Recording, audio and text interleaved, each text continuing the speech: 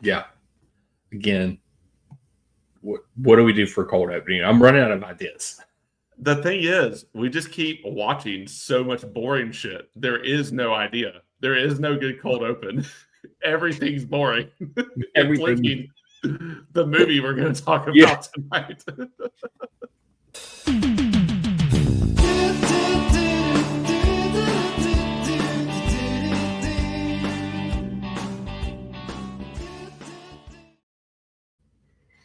Hello and welcome to the International Movie Break edition of the Red, the White, and the Blues podcast. I'm Daniel, and I'm joined, as always, by the sexy Jason. He's that way on the screen over there. Got the top button unbuttoned tonight, showing off a little skin. Yeah, how you doing, man? I got a few down there. I got a few too. I got about 5 or 6. Same way. Yeah. It's, I don't know. My wife likes it that way. I think it's okay. I mean, at least, Dude, I'm good. at least we're not shaving our backs like some of our friends. Wait, what do you mean? I shaved my back yesterday.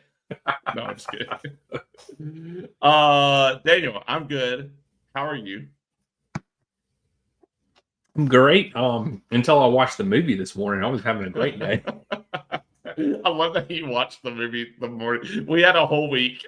Yeah. You took every. Yeah, I don't blame you. I mean, honestly, I forgot about it until the weekend, and then I was busy this weekend, so I never could get around to watching it. Yeah. So I was like, well, guess I'm gonna watch it Monday morning when I'm working. So yeah.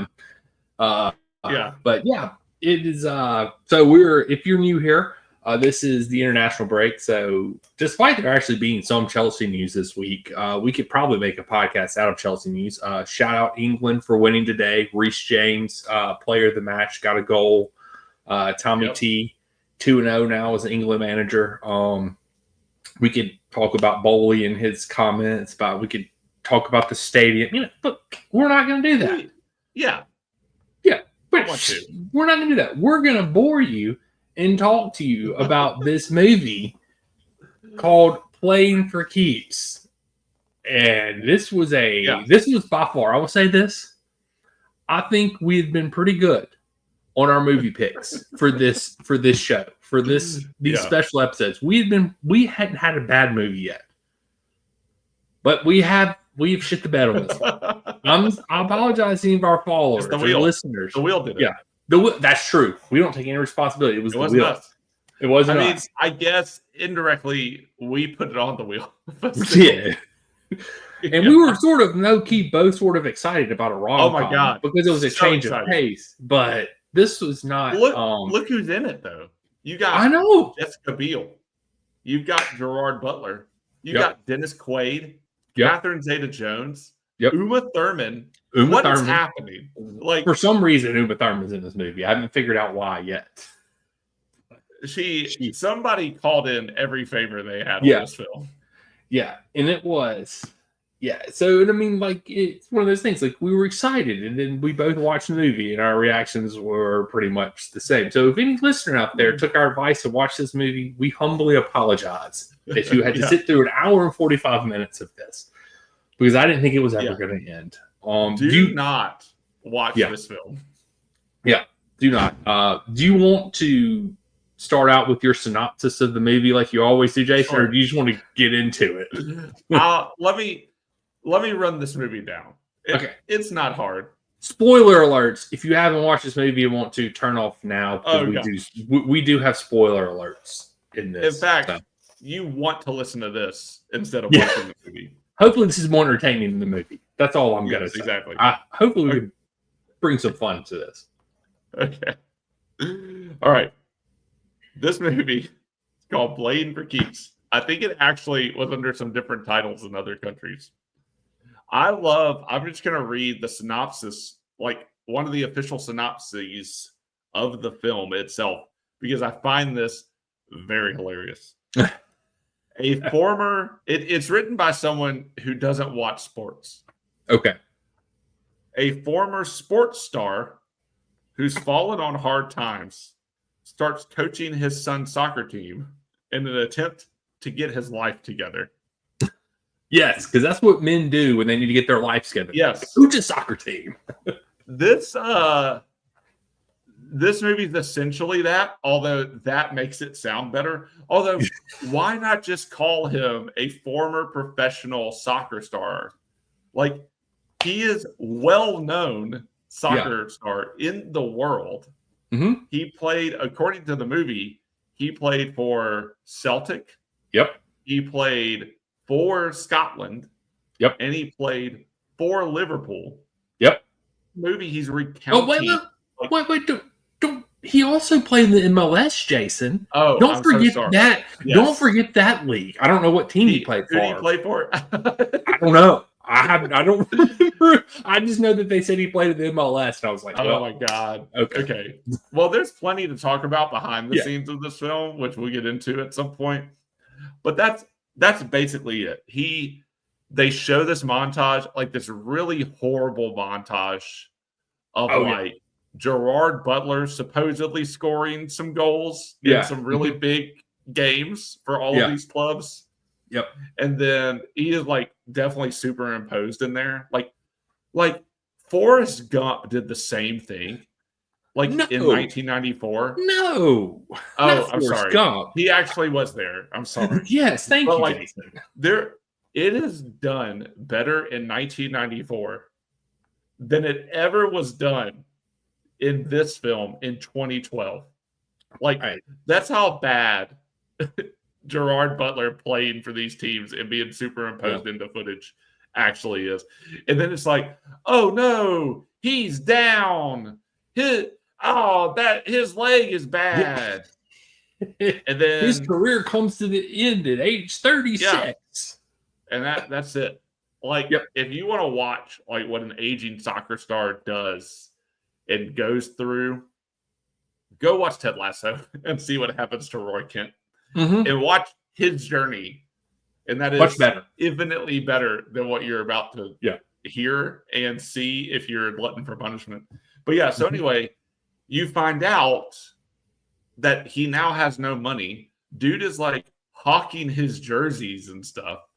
He like moves to Virginia because that's where his ex and their son now live. And he's trying to reconnect with his son. And there's like weird timeline issues where they're like, oh, you haven't seen your son in forever. But like he's talking about things they did last week or something. And I'm like, oh my God, this is weird. But anyway, he's watching this guy coach his son's soccer team.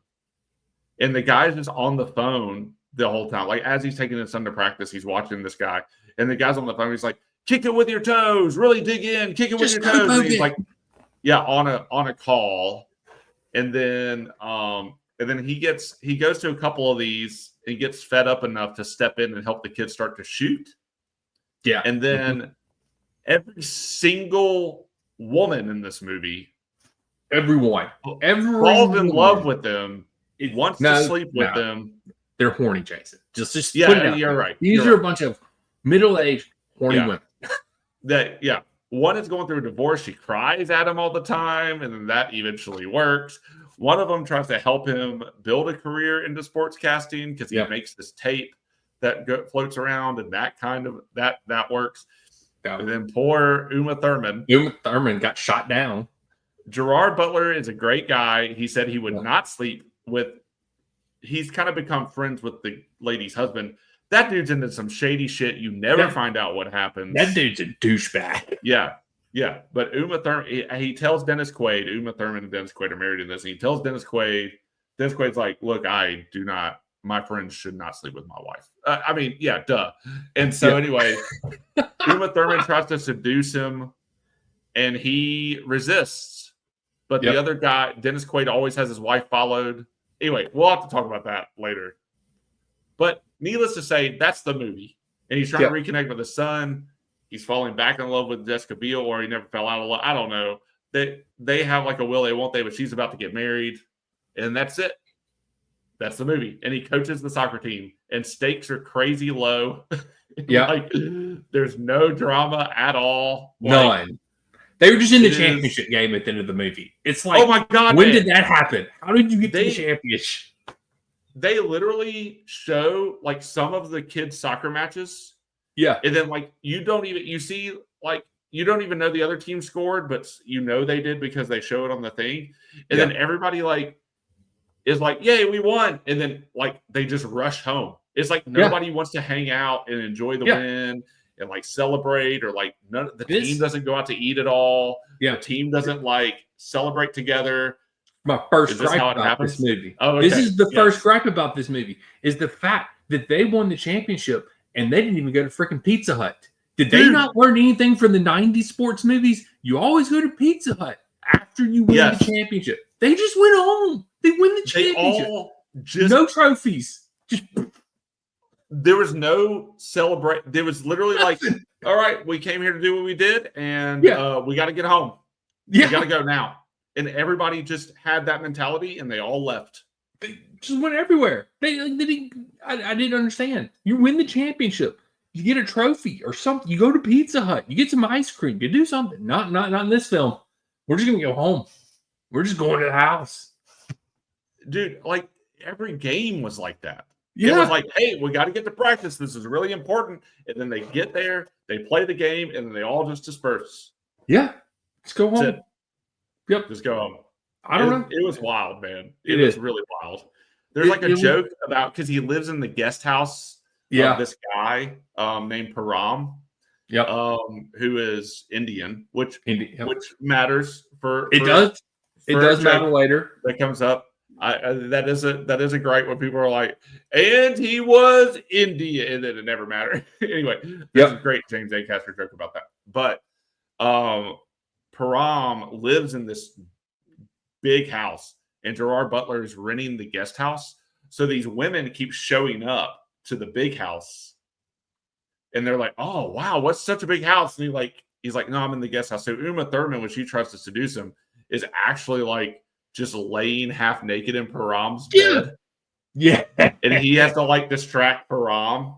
Yep, and he uses the kids' money that Dennis Quaid gave him to buy jerseys and balls, and like basically bribe him to get his daughter to sing a national anthem at one of the games. Who he calls Barbra Streisand. He calls her daughter Barbra Streisand, and she turns out to be emo. She's an emo Barbra Streisand. And she cannot sing at all, which is the joke. Yeah. And so anyway, but he uses, and he just has all that money in his glove compartment. And he uses that to pay his rent while Uma Thurman sneaks back into the guest house. And then Dennis Quaid took pictures of them. Gerard Butler did not, basically forced her to leave. And Param comes over at some point and is like, how do you get all these beautiful women? And Gerard Butler just tells him it's the accent. And then shuts the door. And Param says, I have an accent. And that's it. That's it. Just a throwaway. Anyway, yeah. And at the end of the movie, Param actually does get with the crying divorce lady. The crazy redhead. The psycho redhead is what she is. The freaking psycho. Let's just go on to this. During the middle of, I'm pretty sure, no, it's not the championship match. It's like the match before the championship match. She literally calls Gerard Butler's character, George, in the middle of the match on the phone from the sidelines. Who does that? That's psycho behavior. When I call her psycho, that she cried in his arm. She called him during the middle of the game. Like, what is this? And then the other woman, Denise, who got him the job at ESPN. Catherine Zeta-Jones. Denise. Yeah, Catherine Zeta-Jones, who got him the job at ESPN, is like, hey, if you see me tug on my ear during the match, it's because I'm thinking of you on top of me. This movie. What am I Gerard, he literally just reacts to that. Like somebody just said something funny that wasn't that funny. And it's just like, oh, okay. Cool. And then just bebops on to coaching. Yeah. Okay, cool. I do want to make a petition that we rename this movie. And I think it should be renamed An Entirely Too Long Tale of George Being an Asshole Repeatedly, parentheses, Carl 2. That is my working title for this movie because it is literally, and also his name is King George. And when he's playing soccer, his name is King George. And he's literally just the biggest asshole this entire movie. Up until the last scene, just asshole behavior the whole time. Like, that's it. And I'm just like, why does anybody want to be this guy's friend? He's just a giant asshole. Right. Like, he tells his kid, hey, I'm never going to move again. And then, like, a day later, he takes a job in Connecticut. Why? He's gone. He's like, he just like, continually is just an asshole. And like, he goes to bail Carl out of jail instead of taking his son to the soccer game. Yep. Like, why couldn't Carl's wife go bail him out of jail? Was that too much screen time for Uma Thurman? No. Apparently, yeah. They didn't get, like, she just is at home, like, trying to seduce George as he's trying to get the money from her house. And then as they're driving back from the game, the Dennis Quaid's character has let George borrow a Ferrari because he's like, I take care of my friends. You never find out really what shady shit this guy does. What he does. Anyway. So George is driving the Ferrari, and they're like on the way to the game, and then his son looks at him and is like, Dad, you know we missed the game. Yeah, like, and he's like, yeah, I know. And then like they sit there for a second, and George is like, looks to his son and says, you know, so many kids get to go watch that soccer game, but how many kids get to drive a Ferrari? Yeah. Mm-hmm. And then he proceeds to let his son drive the car from his lap. They spin out. It wasn't even like that big of a deal. They make it seem like they're about to die. Mm-hmm. And then they spin out. And he's like, just don't tell your mom.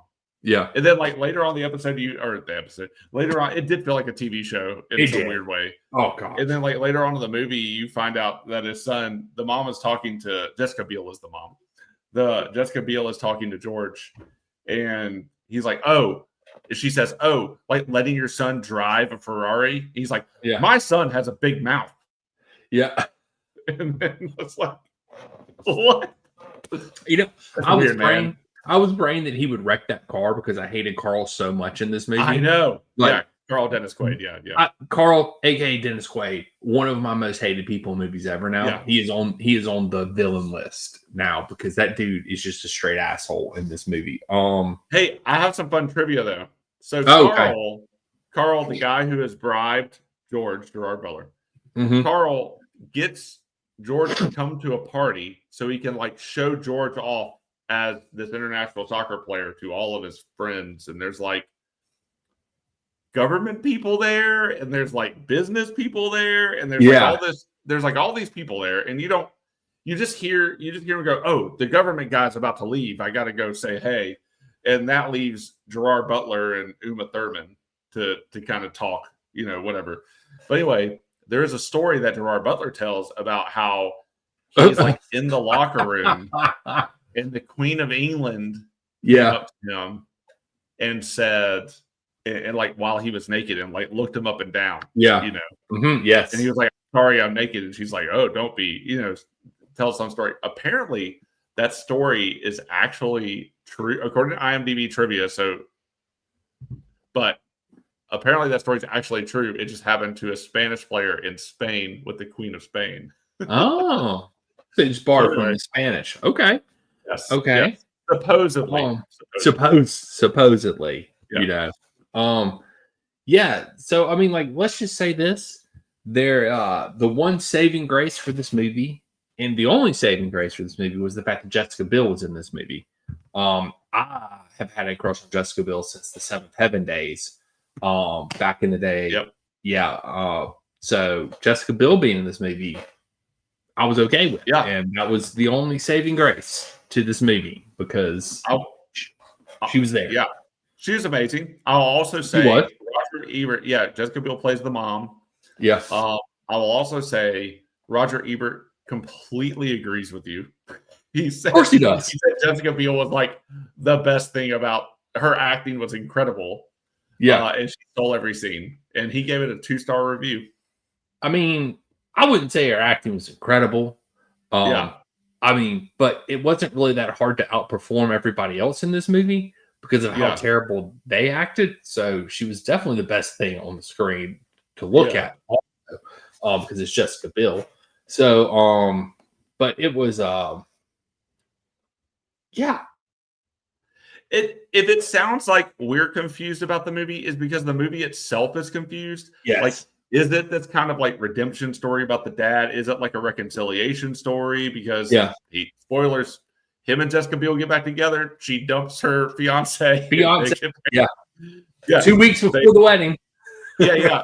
She literally is like, she's not going to. And then Dennis Quaid. Oh, we got to talk about like the big finale, right? At the championship game. Oh, the championship game. Yeah. Dennis Quaid comes up to George in the middle of the championship game, like right at the end of the championship game, and hands him all the pictures that his PI took of when Uma Thurman tried to seduce George that night.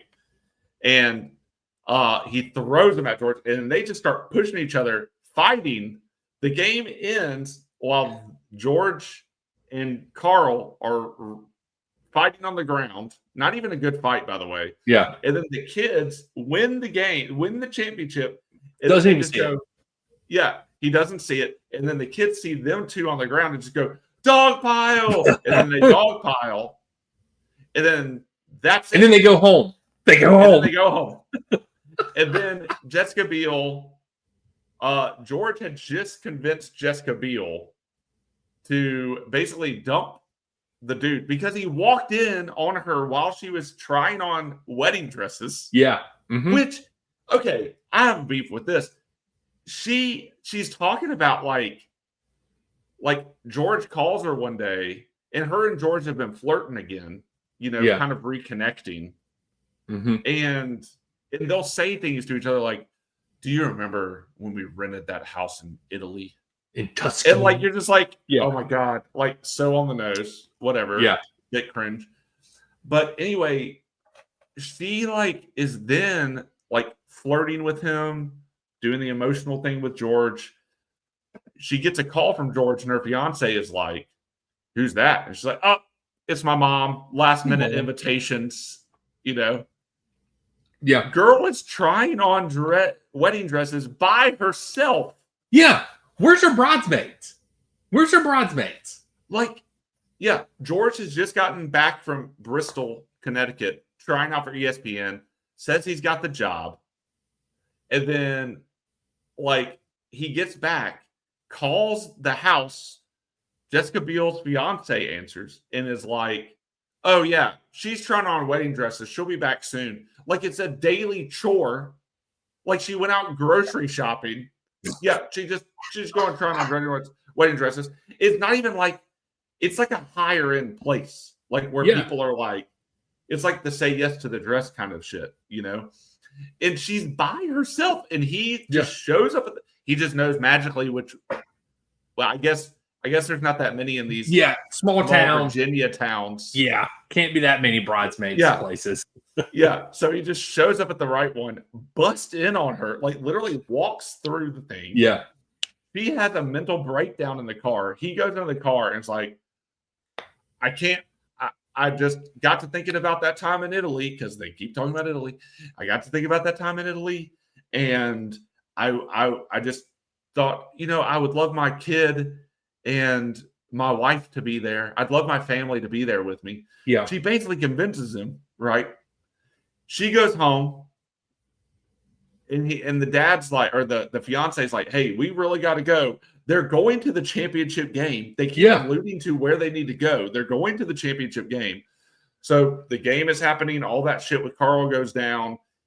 George, like, nobody is celebrating anymore. Dennis Quaid just like gets up and leaves. All the kids leave. And at the end of the championship game that this team has just won, George is on the ground picking up pictures of a half-naked Uma Thurman on the field. Yeah. And Jessica Biel comes by, and she had alluded to, like, every time George does something, he causes an explosion.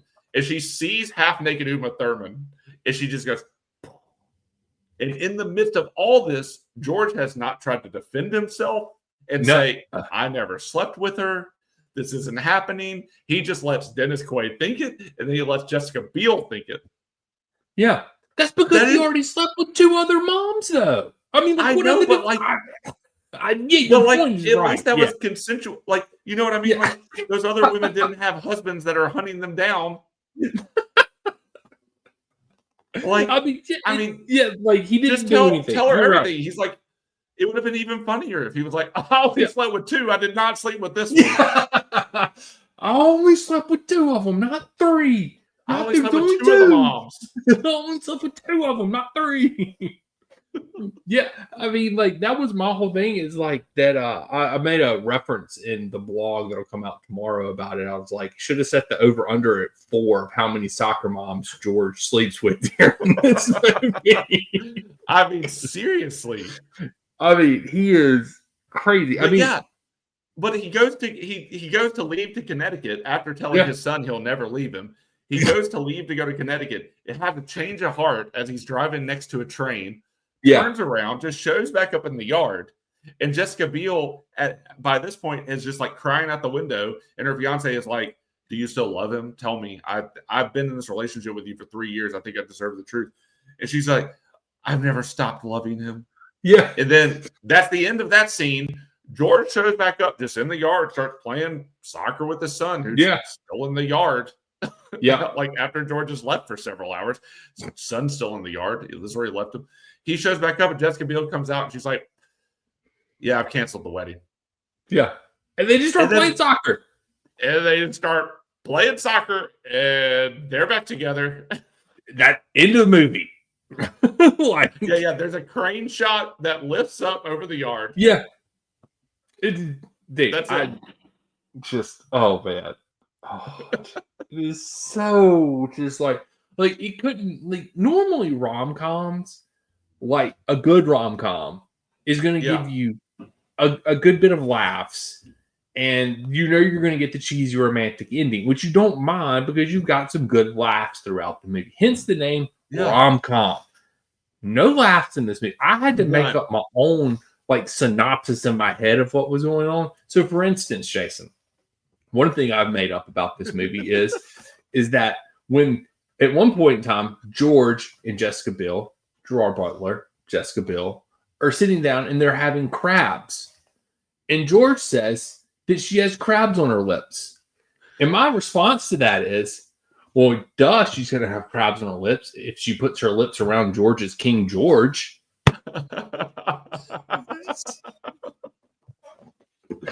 I mean, I make stuff so like his friend is a sportscaster in the Virginia town, like his former teammate is a sportscaster in the same Virginia town that he's in. Yeah. His name's Chip. At one point, he does say, "Man, that guy used to get more ass than a toilet seat." That's right. He did. So you're probably right, Daniel. Yeah. I mean, Jessica Biel has chosen crabs over her very nice fiance, Matt. Yes, she has. But she did. But to be fair, then literally in that same scene, she pretty much calls him a man whore. Like, she literally calls him that. So it's like, I don't know. Like, I was here. I was Team Stacy throughout the entire movie. I was there for Stacy. You know, if she needed a shoulder to cry on, I would have been there.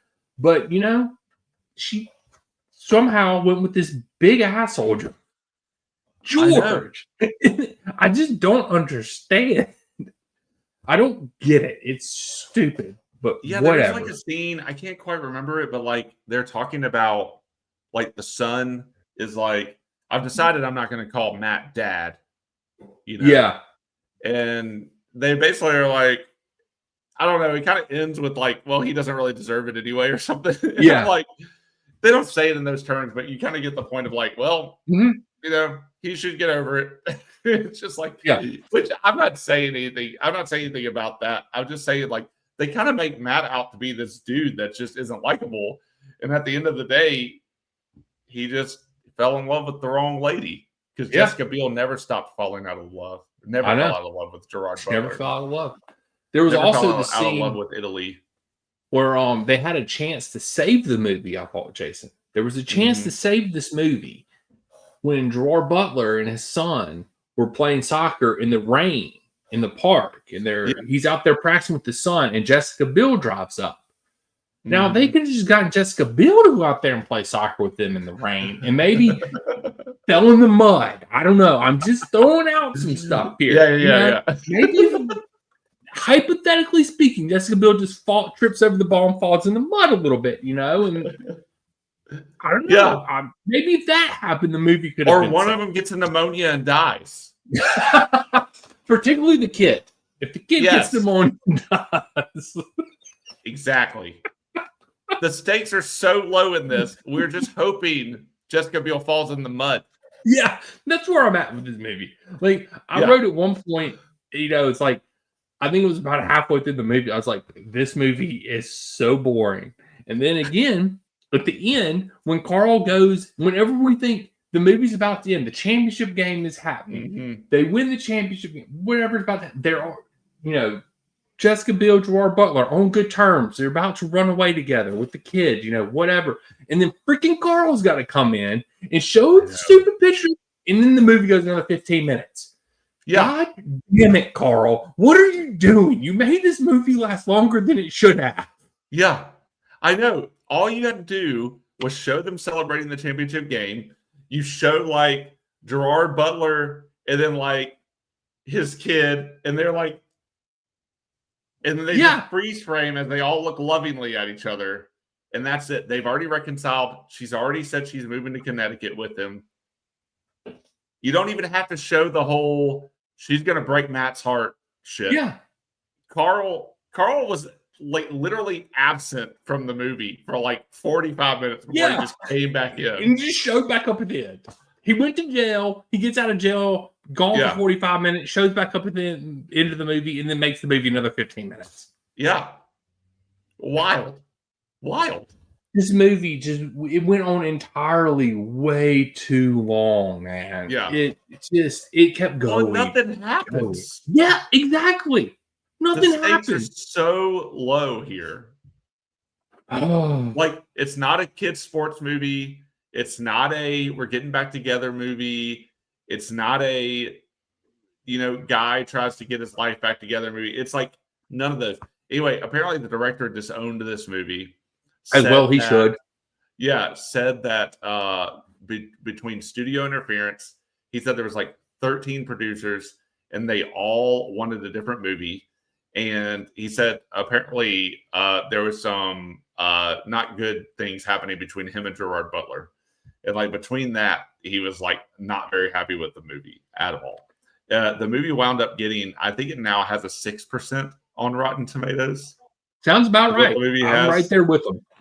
And then I wanted to read a little bit of something from the Wikipedia about what it was called, because it was going to be a baseball movie. And that would have been even worse. Yeah, it would have sucked. But apparently the project began as this from Wikipedia. The project began as a baseball story called Confessions of a Little League Coach, which sounds porno. Okay. Wait a minute. That would have gone down in history as the worst title for a movie ever. Confessions of a That sounds like something like a Netflix documentary about a pedophile. Like, dude, exactly. Like Confessions of a Little League. Wait a minute. This movie would have been riding the true crime wave right before the true crime wave. Yeah. But it just said, but was later changed to soccer. Gerard Butler was confirmed to star. And then filming began in 2011. On July 16, 2012, Film District, who is the distributing company, changed the title from Playing the Field to Playing for Keeps. I mean, Playing the Field, that's what he was sort of doing in the beginning of the movie. Yeah.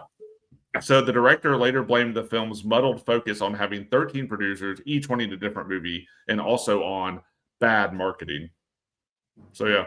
I don't even remember this movie, to be honest, coming out. But then again, 2012, I was living in the middle of nowhere, barely had internet service, and didn't really connect with the world a lot. So, and I'll just leave it at that. But yeah. So it was one of those times in my life. There's like a 5-year period there where I didn't have a lot of internet service, and I watched Chelsea play on sketchy websites that had boobs pop up a lot. Yeah, and I had to find the. We've all been there. We've all been there before NBC got involved. That's back. That's back whenever I got my Netflix in the mail still. That would. Hey, I love some Netflix in the mail. That was the most exciting time because you would pick your movies that you wanted, and then they would come in the mail, and then you'd put them back in the mail, and they'd send you. I don't know. That was so much that you really date yourself now when you're like, hey, I used to watch DVDs. Yeah. And I used to have to go to a store and then pick them out. And then it got real technologically advanced when I could just pick them on the internet, and they would send me physical DVDs in the mail. In the mail. I didn't even have to go to the store anymore. I know. And then it's like, but then I could go to Walmart, and they had this thing called Redbox, and I could get a movie out of the Redbox, and it was like a month after the movie had only come out. It was so cool. Yeah. But now you can just pay $20 at home instead of paying $20 at the theater and watch whatever you want. I would much rather go back to the old school where we used to hang out at Blockbuster, and we would scam them. Yes. Story time. I'll never forget. Yeah. Oh, go ahead. Go ahead. No, go ahead. I was just going to say you spend longer picking out the movie than you did actually watching the movie. Yes, correct. But then I'll never forget this moment that we were sitting in Jason's car outside of Blockbuster one night, and we had to return a movie. And Jason is like, this movie sucked. I didn't even get to watch it. Like, it was terrible. I don't know if you watched it or what. I don't remember. But he's like, this movie was not worth the money I paid for it. I said, okay. I don't remember. I think I got my keys, and I just started scratching the DVD with my keys. And I was like, well, it appears that the DVD is now scratched, Jason. So I don't think you ever watched it. So we took it back in there, and he was like, yeah, this DVD's scratched. I want to get something else. And we just got another DVD. It worked. It worked. You can't do that anymore, man. Yeah, you really can't. In the town that I live in now, there was a Blockbuster, and they had a gumball machine. And if you paid like a quarter for a gumball, and it was like a little baseball version of a machine, like a little pinball version. I remember that. And it was really easy to get a home run. And if you got a home run, like as you were playing pinball with your gumball, if you didn't, then your gumball just fell out, whatever. But if you got a home run, it would give you a white gumball, and you could take that white gumball, and you got a free rental for anything in the store. So you were supposed to return them, but so often those people forgot to take the white gumball that we would just keep them because they wouldn't change. And so we would. It was always Yeah. We would just pay a quarter, and no matter what came out, we would just have a white gumball. So we just basically got free rentals here all the time. That's amazing. So that is, it's pretty great. Old school life hacks right here. Yeah. No longer needed. Yeah. No longer relevant to society in any way whatsoever. But this would have definitely been to go back to your story, Daniel. This would have definitely been the movie that we would have scratched up just to get another one. Yes, for sure. Yeah. For sure. We would have definitely keyed the back of this DVD and gone into Blockbuster and gotten Crumpet because it was so much better than this. Or at least Green Street Hooligans. Yeah, Green Street Hooligans, which we should have picked that. Oh my God, man. We have failed our audience. I think somebody from Rolling Stone at the time just said, "This is bad. Just stay away." And I would also recommend that. Just don't even think about it. Yeah, don't even contemplate renting, buying, watching anything with this movie. Just don't. Yeah. I don't even care if you have a thing for Jessica Biel. Go find another movie. Yes. Just go watch Seventh Heaven. Yeah. Well, maybe not. Maybe not Seventh Heaven. Yeah, maybe not Seventh Heaven. What was the one she was in with with Justin Timberlake. Wasn't she in a movie with Justin Timberlake? Maybe. They're married, aren't they? Are they married? Is Jessica Biel and Justin? Were married. I thought that they were married to each other. Are they married? I did not know this. No, it would just be weird now because, like, when Seventh Heaven came out, I think Jessica Biel was older than I was at the time. So it is like, it is weird because it's like, oh, I have a crush on this high school girl who just happens to be in the show. But if you went and watched it now and then crushed on Jessica Biel, that is weird. That is a weird thing, you know. That is. Yeah, you're correct, sir. They are. Yeah, I thought that they had been. They are still married. There was a Jessica Biel was born in 1982. So she's old. She's years older than us. Dude, she would have been 14 at the time. Of what? That she started doing Seventh Heaven, because Seventh Heaven started in 1996. So yeah, she'd have been 14. She is now 43 years old. So look, that's crazy. Whatever. Shout out Justin Timberlake and Jessica Biel. I did not realize that they were married. Did not even know they've been married since 2012. Wow, so she was married to Justin when this movie came out. Stayed with him even after the DUI thing that happened last year. Apparently Justin's 44, so they're like the same age. Jeez, we're old, man. We are pretty old at this point. I did put that in the blog when I was doing the movie review, when he's in the sports memorabilia shop selling all his stuff, you know, or whatever. Like, you know, here, he's like, how much will you give me for my jerseys and medals? He's like, $300. He's like, but if you've got any LeBron James stuff, I'm like, good gracious, I'm so freaking old, man. I mean, to be fair, LeBron James stuff would still go for pretty good money at this point.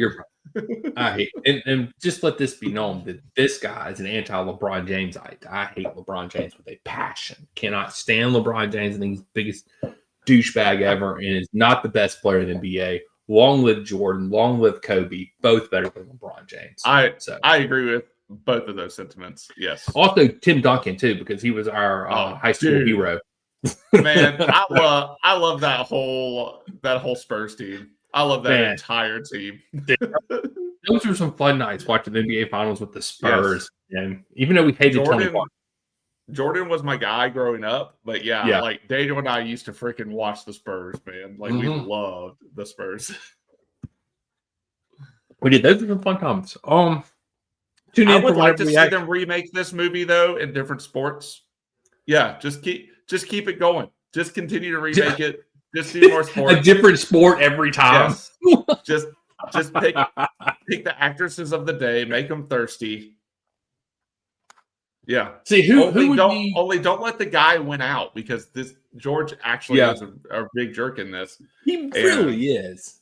Like I don't think it portrays everybody in the best light, and it is a little dated because it is 2012. Yeah. So like do some empowerment. Like, don't let the guy win in the end.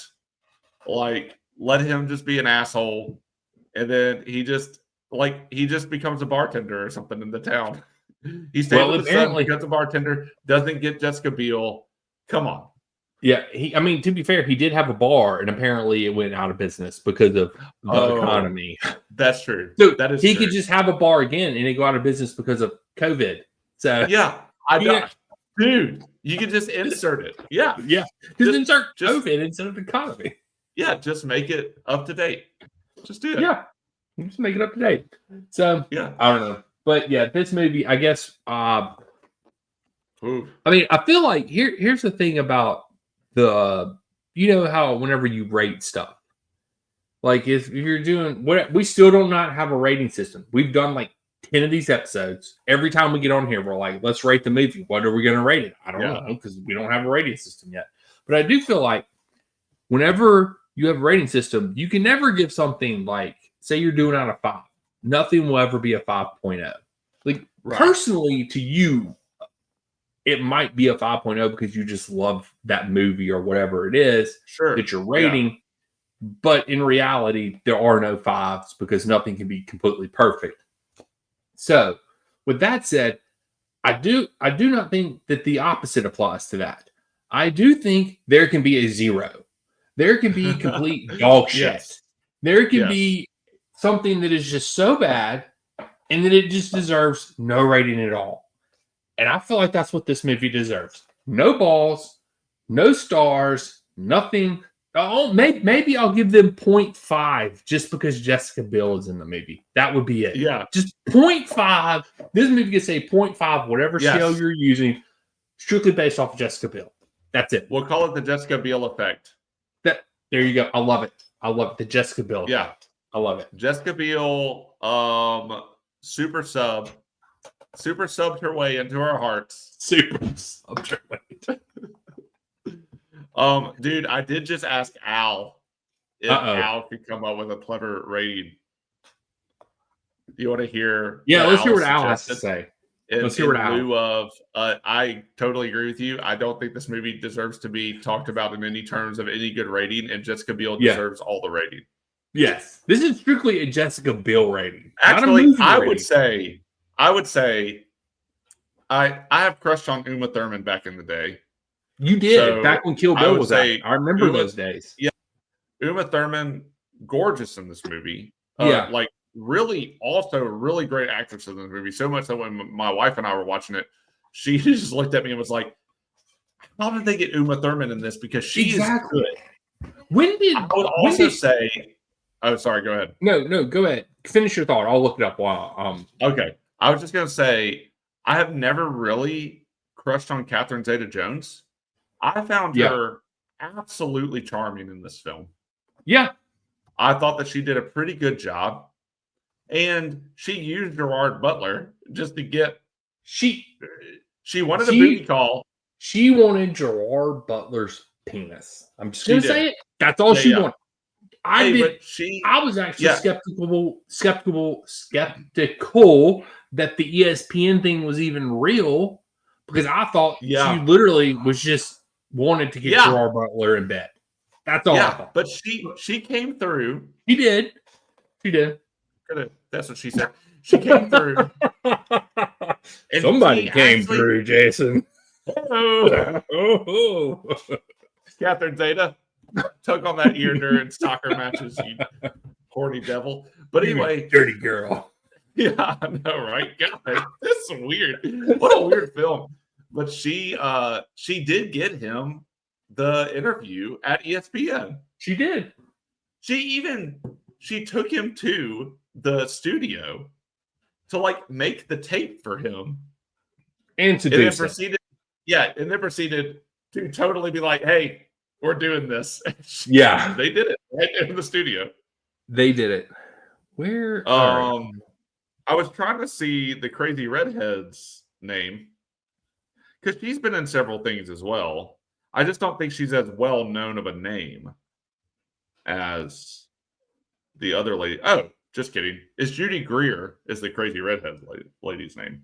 So she's been in several things. So anyway. All right. I'm going back. She's good. Oh, continue. She's just crazy redhead. Yeah. Okay, so let's be fair. Around this time, Uma Thurman's career had it did die. I mean, she had Kill Bill at the beginning of the 2000s, 2003, 2004. Yeah. Then she had The Producers, which is a good movie. Yep. Then she was also in the classic A Muppet Christmas, Letters to Santa in 2008. Wow, Uma? Yeah, Percy Jackson and the Olympians. I remember that movie. Didn't like it, but whatever. And then in 2012, she was in Playing for Keeps. She wasn't in a lot of movies around this. I did not realize she was 2013 brought the infamous Nymphomaniac Volume 1 and Volume 2, which she was in. I've never seen those. I have not either, but I remember when they came out hearing about them. So I mean, to be fair, since Kill Bill, her acting career hasn't been exactly like well, she was. There was like 3 movies she was in 2012. Let's see. But then she hasn't been in much like since. Yeah. Really hasn't. So I don't know. It's kind of wild. It is. Do you want to hear some of the rating systems that Al came up with? Yes, let's hear Al's rating systems. They're okay. Okay. I don't know how far this is going to go, but we'll see.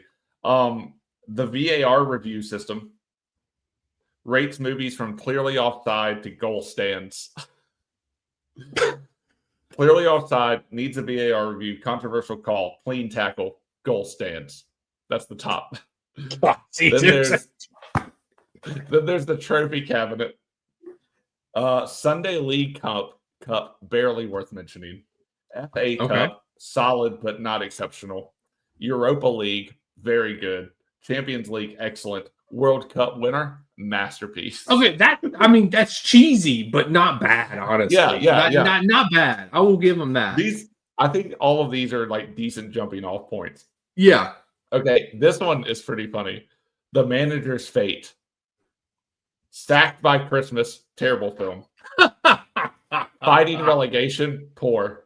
Mid-table mediocrity, average. European qualification, good. Title contender, excellent. Then you have the stadium atmosphere, empty stadium, scattered applause, decent atmosphere, singing section, full pyro display. What stadium has a full pyro display in football? That's insane. Hey, the World Cup this next year is going to have a halftime show, apparently. Hey, I mean, look, I will say this.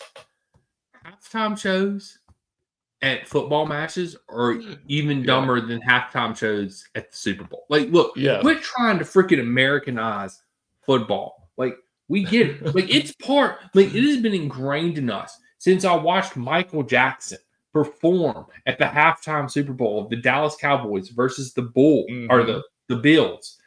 I remember watching Michael Jackson perform, and it was amazing. Ever since then, I was a little kid. It's like a tradition that there's somebody at the Super Bowl. That's okay.